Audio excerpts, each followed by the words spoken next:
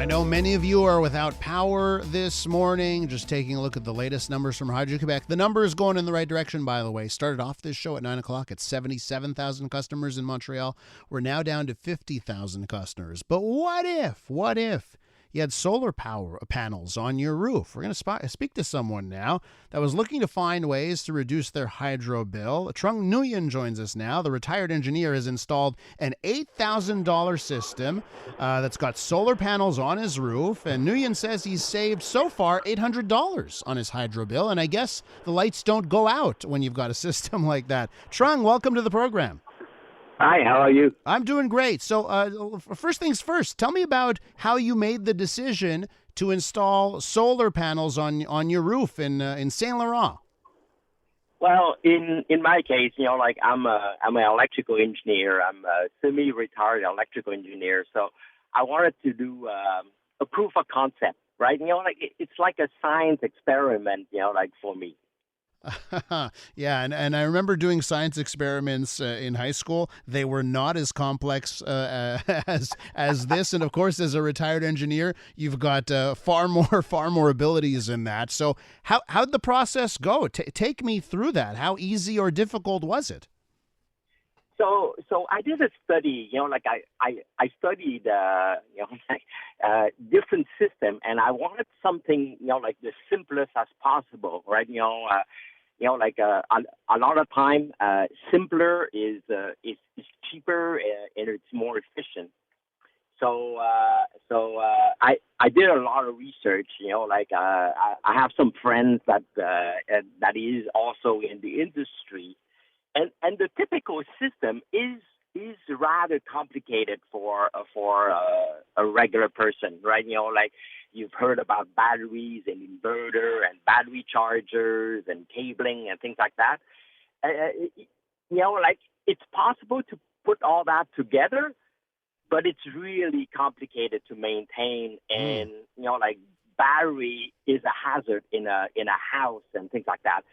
So I found a system that has solar panel that powers a heat pump directly, without any battery, without any inverter, without battery chargers, less cabling, easier to install. So that's what I went with, a simpler system, with less components. And but the downside is it only works when there's sunshine. Yeah. Okay. Gotcha. Because you don't have the battery backup in your system. Yeah, and the electric battery was make the whole system a lot more expensive. Mm-hmm. So what I'm trying to apply is a thermal battery instead of electrical battery. Think of a principle where if you have sun like today, right, you can cool your house. You don't have to stop at 22 degrees, right? As long as there's sun, I cool my house to 18, 17 degrees, right, during the day. It's like a thermal battery.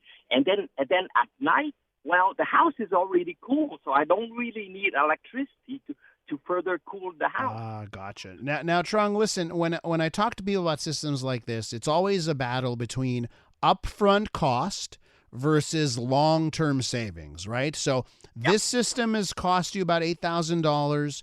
You've saved $800 so far. At what point do you end up going to break even and then making money off of this? Well, the saving is always tricky to figure out, basically, right? I didn't have a heat pump at my house. So there's $4,000 for the heat pump and $4,000 for the installation of the solar panels, right? I think the efficiency of the heat pump, because, the advantage of heat pump is, I also heat my house, right, during winter, the colder season, right? The solar panel does provide some power to heat the house also. But the bulk of the benefit, right, is with the heat pump.